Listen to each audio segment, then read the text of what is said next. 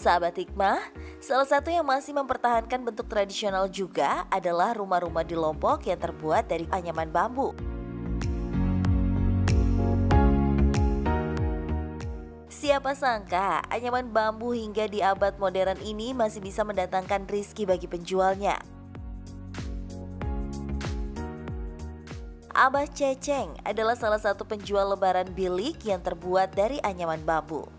Dengan berjalan kaki, Abah Ceceng memikul lembaran bilik dengan kontur jalan perkampungan yang terjal dan berliku di Desa Arjasari, Kecamatan Banjaran, Kabupaten Bandung. Abah menjual biliknya memang di daerah perkampungan yang rumahnya masih menggunakan dinding dari bilik.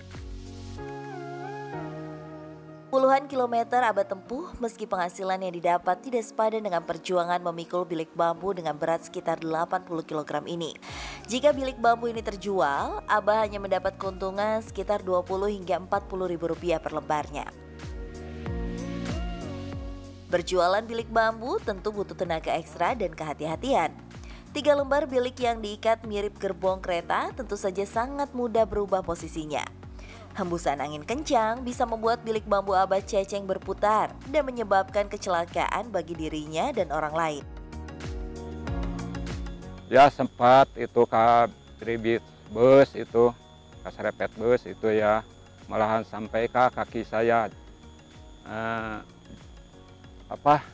patah. Dan cuman ada orang yang menolong ke bapak itu dibawa ke rumah sakit.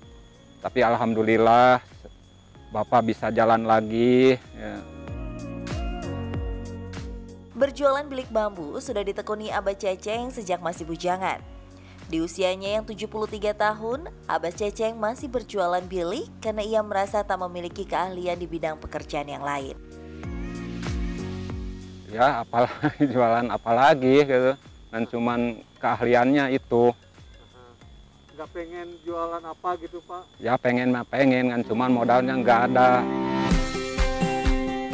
Alhamdulillah, bilik bambu Abah Ceceng sebanyak 3 lembar laku terjual Rp300.000.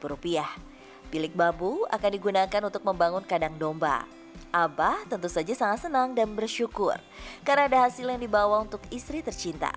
Biasanya jika bilik bambunya tidak laku terjual, Abah terpaksa menitipkan barang dagangannya ke toko material atau rumah orang yang belum tentu Abah Ceceng kenal. Hal ini dipilih ketimbang bilik bambu harus dibawa pulang lagi.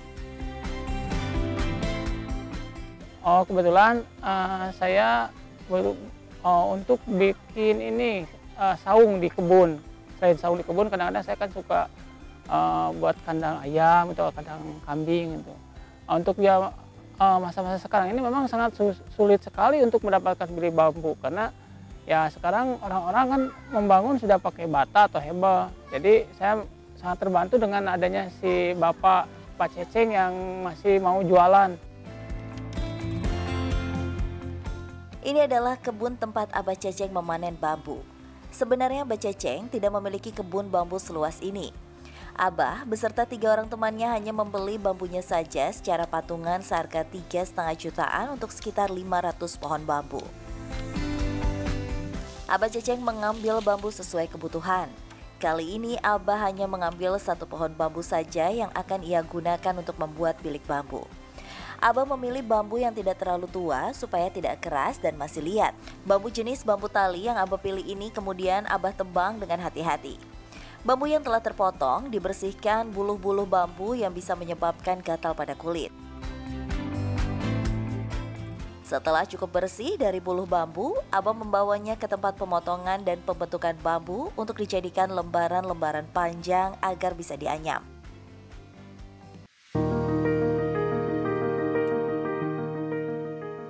Di tempat inilah Abah Ceceng berkumpul dengan teman seprofesinya. Abah dengan cekatan mengukur bambu dan memotongnya sepanjang 4 meter. Abah membelah bambu menjadi 4 bagian. Bambu yang sudah terbelah kembali dibersihkan dari serutan bambu yang tajam termasuk mata bambu. Kemudian bambu dipipihkan. Kini saatnya bambu tali ini dipotong menjadi lembaran-lembaran tipis panjang. Bambu tipis inilah yang nantinya dianyam menjadi bilik bambu. Setelah itu bilik dijemur hingga agak kering dan hal ini berguna agar kadar air yang ada di dalam bambu tidak terjadi penyusutan saat bilik bambu sudah jadi. Jika bambu masih basah bisa mengakibatkan tidak rapinya bilik bambu atau terlihat bolong-bolong. Lembaran bambu kering ini kemudian dianyam menjadi bilik bambu ukuran 4 meter kali 2,5 meter. Menganyam lembaran bambu yang baik tentu saja harus tertata rapi dan berpola. Inilah Entin, istri Abah Ceceng yang sudah hampir 40 tahun menemani Abah. Kondisi Entin sekarang sudah sering sakit-sakitan. Penyakit rematik akut menyerang kakinya membuatnya sulit berjalan. Meski berjalan dengan tertatih, kali ini Entin ingin melunasi hutang ke tetangga. Sudah 3 bulan hutang sebanyak Rp200.000 belum terbayarkan. Tantanya gede sama tante Slami. Alhamdulillah, uang yang dipinjam untuk biaya pengobatan Abah Ceceng terbayar lunas. Abah Ceceng sudah lama menderita penyakit jantung dan harus rutin periksa ke rumah sakit. Biaya ke rumah sakit tidak semuanya gratis. Ada beberapa obat tertentu yang harus mereka bayarkan. Kondisi Abah membuat Entin khawatir. Entin pun sering melarang Abah jualan namun tak pernah Abah hiraukan. Ya, atulah kumaha gaduh murang kalih mah kedah tuang, kedah biaya sekolah, ongkos, di mana pamiti icalan, mati jualan mah, di mana abdi ya.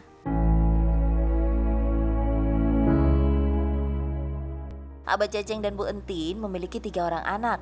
Anak-anaknya sudah tidak tinggal bareng di rumah, kecuali anak yang bungsu yang sekarang masih sekolah di SMA.